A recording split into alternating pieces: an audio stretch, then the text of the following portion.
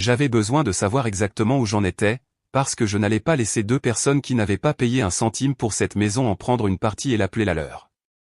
Cet après-midi-là, Carrie a demandé si j'allais bien. J'ai dit, il faut qu'on parle de qui est aux commandes dans cette maison. Elle a dit, ce n'est pas une dictature.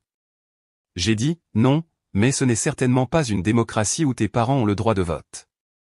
Elle n'a pas répondu, elle s'est juste éloignée. Cette nuit-là, Dal a frappé à la porte de notre chambre. Il a dit, peut-on avoir une conversation civile demain matin? J'aimerais bien clarifier les choses. J'ai dit, bien sûr. Mais je savais déjà que je n'allais rien clarifier. J'allais tout reprendre. Le lendemain matin, je me suis réveillé tôt. Je n'ai pas beaucoup dormi à nouveau.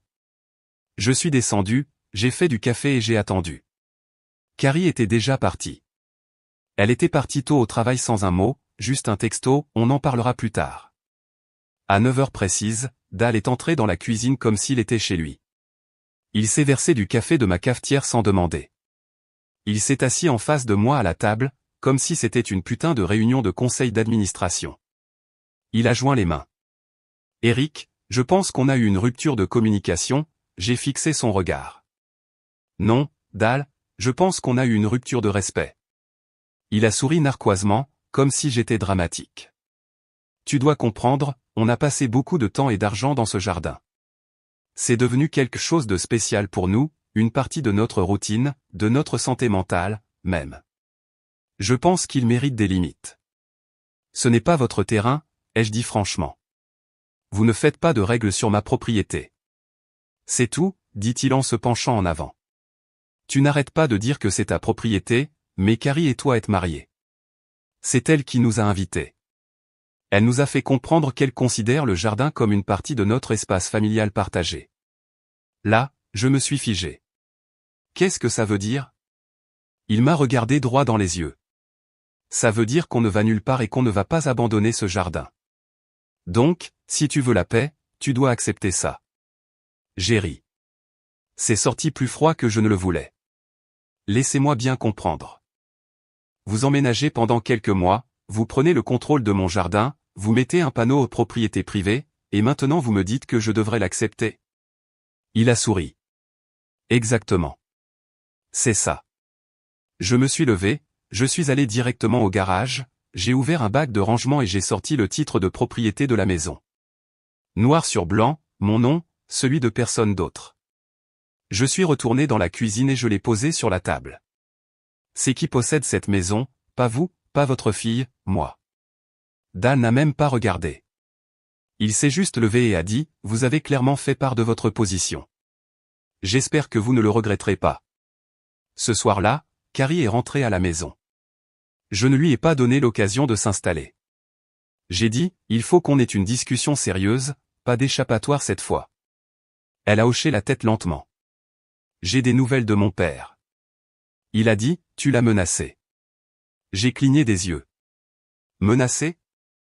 Je lui ai montré le titre de propriété. Ouais, a-t-elle dit, les bras croisés, tu l'as brandi comme un coup de force.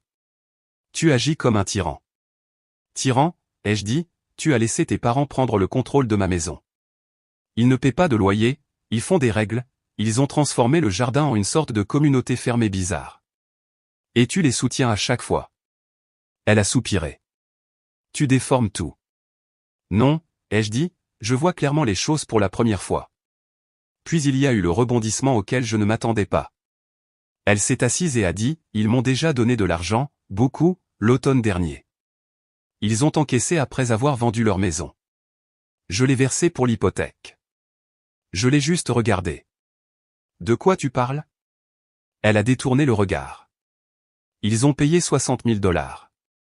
Je ne te l'ai pas dit parce que je savais que tu réagirais comme ça. J'ai senti mon visage se refroidir.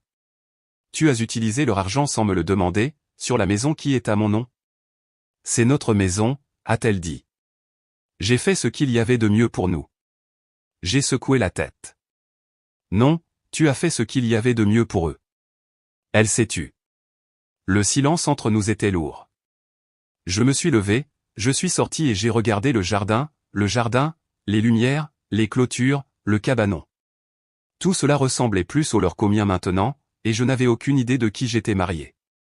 Cette nuit-là, j'ai appelé un autre avocat, non pas pour la maison, mais pour une consultation en divorce. Je n'avais pas encore pris ma décision, mais quelque chose avait changé et il n'y avait pas de retour en arrière. L'avocat s'appelait Mitchell Klein. Il était calme, direct et ne me prenait pas de haut. Je lui ai tout raconté au sujet du jardin, de l'argent, du panneau. Lorsque j'ai mentionné les 60 000 $ que Carrie avait pris de ses parents et versés pour mon hypothèque sans me le dire, il a fait une pause. Les a-t-elle transférés à titre de don ou de prêt? Y avait-il un accord écrit? Non, ai-je dit. Elle me l'a dit hier soir.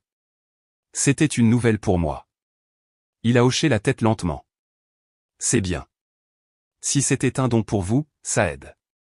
Mais s'ils essaient de prétendre que c'était un prêt, les choses pourraient devenir plus compliquées, surtout en cas de divorce. Ce mot a frappé fort, divorce. Je n'ai pas dit à Carrie que j'avais consulté un avocat, pas encore, mais tout semblait dégénérer. 2 jours plus tard, les choses ont empiré.